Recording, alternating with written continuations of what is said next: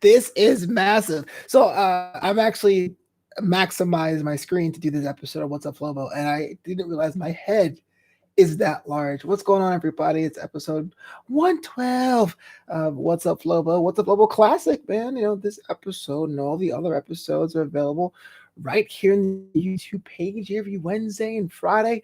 We sit, we chat, we rap, we talk about things because, hanging out is what we do. Make sure if you haven't already, check out StreamYard.com. This guy right here. Most of my shows, I use a StreamYard platform to make my shows happen. You could put your logo on things, you can put your branding on things, and stream to many different sites at once. We're talking Twitch, we're talking Twitter via Periscope, we're talking Facebook, YouTube, StreamYard.com. I have my little promo code in the description. Click that link and get some store credit to try out some of the pro features at StreamYard. So, it's Friday. I'm actually wearing a hoodie, if you can believe that. Sunday, in Los Angeles, it was 104 degrees outside, 116 degrees inside my apartment, and now I'm wearing a sweater. You know what? I can complain about a lot of things with wildfires and all that, but it's just so funny that 6 days ago it was the extended summer, and now it's feeling like fall with the quickness. But no, I am actually kind of chilly. So I know if you're watching this from a cold neighborhood or cold city, about last week with the heat waves in California. I know in my part of town it's pretty chill. But in my extended downtime this week, a lot of projects got moved around, shuffled around, so I had some downtime. I was checking out Star Trek Lower Decks. It's the animated series set in the Star Trek universe. I kind of talked about this a couple times. So I kind of avoided Star Trek as a kid.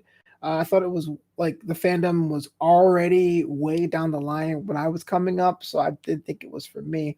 But I fell in love with Star Trek Discovery, which is ironic because a lot of fans don't think of Star Trek Discovery as being canon or being legit Star Trek.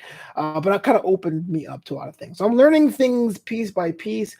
I kind of hesitate calling myself a Star Trek fan because I think true fans kind of like jump down your throat. I mean, as a wrestling fan, I get it. Like, I know wrestling fans are just as bad, if not worse, than Star Trek fans. But like, Star Trek fans are like the fandom as far as how fervent they are, how much they know of the history, and how much they know about the side cultures and all that stuff. Anyway, so I was watching this cartoon animated series set in the Star Trek universe, and I was like, man, I was kind of inspired, not to be on that show specifically, although if anyone's listening, holla at your boy, but rather going back to this like semi dream I have. Like, I can't even call it a dream because it's never on any bucket list or it's never on any like goals, but to try my hand at VO voiceover. You know what I'm talking about?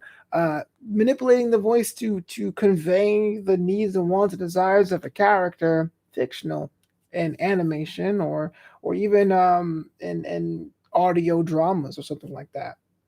See, me and voiceover kind of have a weird relationship because growing up, I hated my voice. In fact, a part of me still does, but I've broadcasted it enough and haven't been able to force to cut and edit my own content that I'm kind of used to my voice. I don't necessarily like it, but still, man, there's that desire. I don't know if I'm an actor. I don't know if I'm an actor. I'm open to training. I'm open to doing the work. It's just I never saw myself as like a blockbuster. This fall, Flobito's on your screens.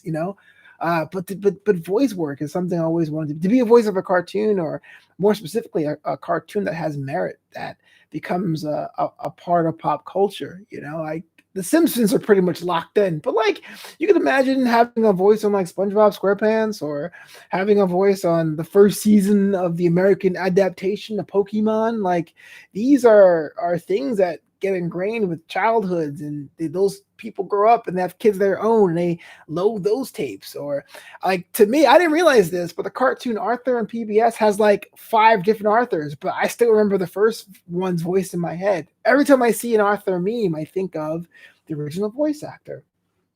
But yeah, I was like, man, how cool would it be if I was in a cartoon, or if I was doing audiobook adaptation, if I was being a part of a reenactment in a documentary using this instrument?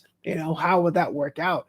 And it kind of comes, I feel like voice acting and like getting a PhD are always the 2 things that I think about. I get really intense with it, and then I go, nah. If you guys are familiar with my podcast, New Amsterdam Radio, it's available wherever you stream, or you can check out some of their more recent episodes here on the YouTube platform, episodes 42 on YouTube.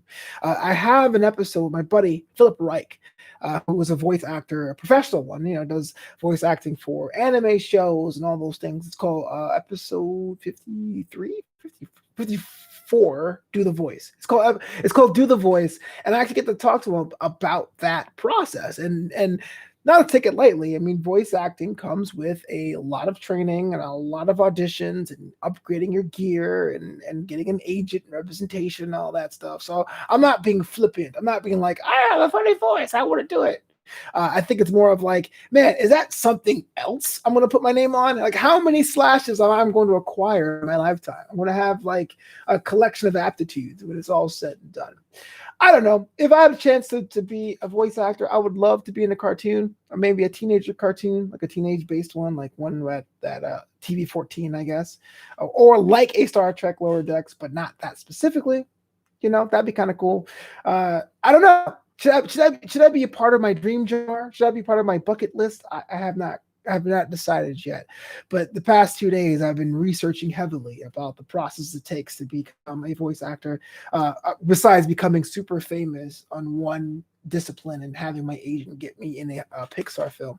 I mean, the actual way of working your way up to doing that. So that's what's working on. That's what I'm working on. That's what I've been chilling out with the past day and a half, past couple days as the temperature is dropping. What are you doing? Like, holla at me, man. Write in the comments. What's the one thing that you kind of flirt with in your head, but haven't decided, haven't committed, but still open to?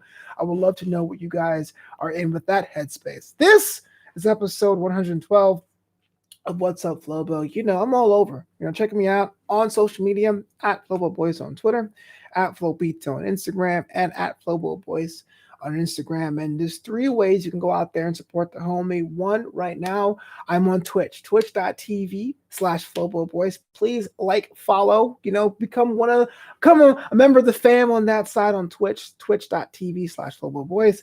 Support the homie and buy a t-shirt, a mug, a mask, a notebook, a sticker over at flobito.threadless.com. New Amsterdam Radio has its own official t-shirt now, but also t-shirts featuring your boy. And if you got some extra time, you want to hear some more extra content, bonus material, bonus content, become a member of the Boisterous crew over at patreon.com/Flobo Boys. That's it, man. Just help a brother out, share, subscribe. We're building this empire brick by brick, week by week, voice by voice. And if you know any voice acting agents, hook a brother up, man. I'm just dying to be represented today. All right, I'll be back next week. What's Up, Flobo After Hours on Monday. I got a cool guest in Ana Venezuela. Make sure you check it out. But What's Up, Flobo Classic, this show will be back here next Wednesday and next Friday. So until next time, man, be yourself and peace out.